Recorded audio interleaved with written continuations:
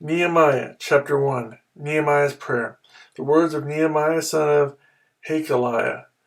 In the month of Kislev, in the 20th year, while I was in the citadel of Susa, Hanani, one of my brothers, came from Judah with some other men, and I questioned them about the Jewish remnant that survived the exile and also about Jerusalem. They said to me, "Those who survived the exile and are back in the province are in great trouble and disgrace. The wall of Jerusalem is broken down, and its gates have been burned with fire."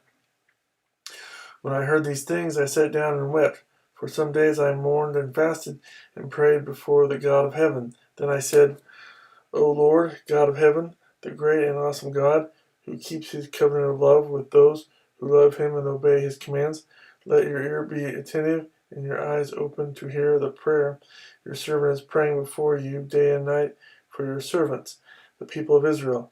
I confess the sins we Israelites, including myself and my father's house, have committed against you. We have acted very wickedly toward you. We have not obeyed the commands, decrees, and laws you gave your servant Moses.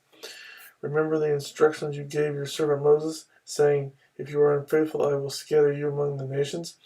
But if you return to me and obey my commands, then even if your exiled people are at the farthest horizon, I will gather them from there and bring them to the place I have chosen as a dwelling for my name. They are your servants and your people, whom you redeemed by your great strength and your mighty hand. O Lord, let your ear be attentive to the prayer of this your servant and to the prayer of your servants who delight in revering your name. Give your servant success today by granting him favor in the presence of this man."